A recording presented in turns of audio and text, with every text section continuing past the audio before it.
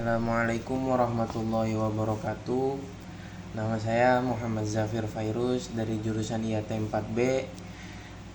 Saya akan mereview Al-Quran yang sehari-hari saya baca untuk memenuhi tugas tari Al-Quran.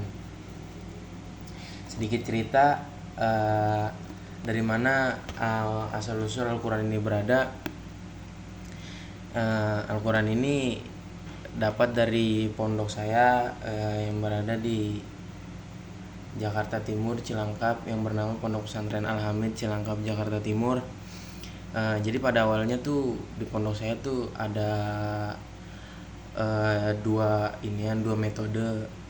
Ada yang bagian untuk khusus hafalan sama untuk kitab. Tapi yang saya ikuti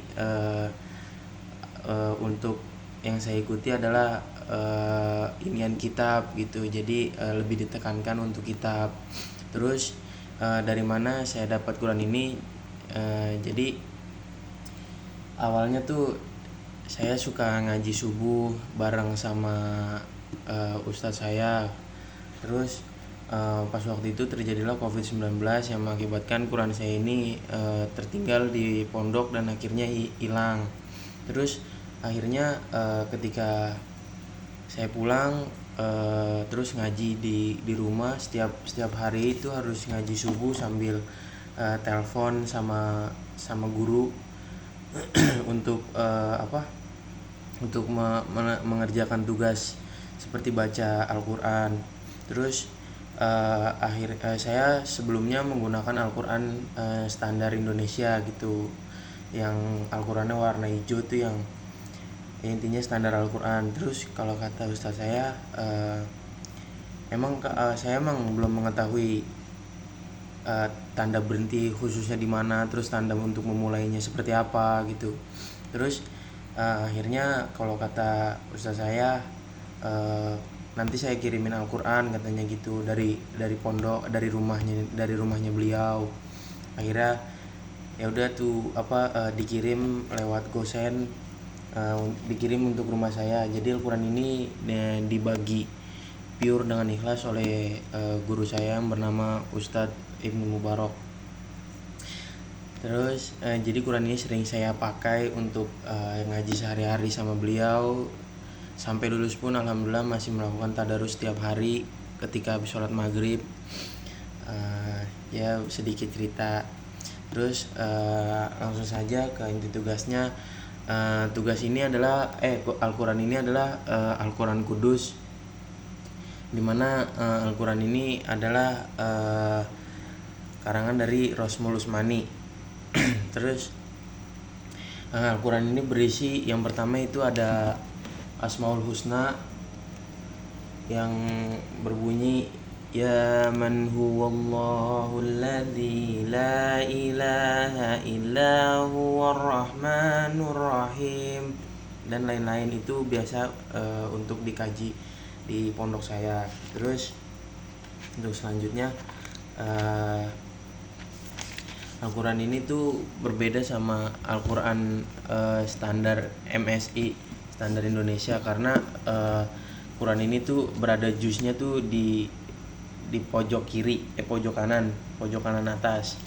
Terus yang kedua, ini karena ini berbeda, biasanya tuh juz kalau di Al-Quran standar Indonesia tuh adanya di bagian tengah.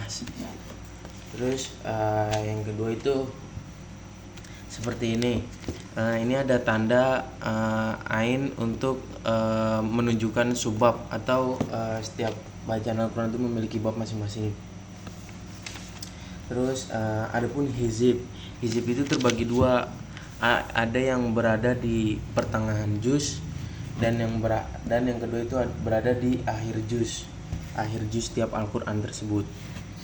Terus kenapa Al-Quran ini sering dipakai untuk penghafal Al-Quran? Karena Quran ini tuh termasuk Quran pojok. Seperti contoh nih,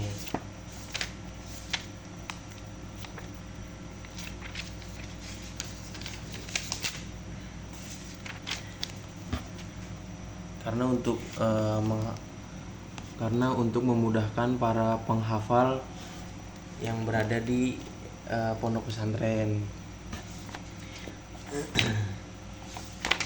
Terus Al-Quran ini juga berisi tentang doa khatmul Quran, terus berisi tentang tanda baca waqaf, panduan-panduannya seperti apa. Terus juga di sini berisi daftar isi Al-Quran tersebut. Terus yang terakhir itu ada di mana Al-Quran ini berasal dari Al-Qudus yang dikeluarkan oleh Mahat Tahfidz Yanbul Quran. Karena pondok pesantren saya itu bekerja sama pondok pesantren Tahfidz Yanbul Quran. Sebelum saya mengkaji Al-Quran ini, saya membaca untuk memulai dari Yanbul 1, Yanbul 2 sampai Yanbul 5. Lalu saya naik sampai Al-Quran. Karena ustaz saya bilang saya udah lancar. Sebenarnya ada sampai Yanbul 8 atau 9 gitu. Terus ini diterbitkan oleh CV Mubarakatun Thayyibah yang berada di Jalan Menara nomor 13 Kudus, dicetak oleh PT Buya Barokah.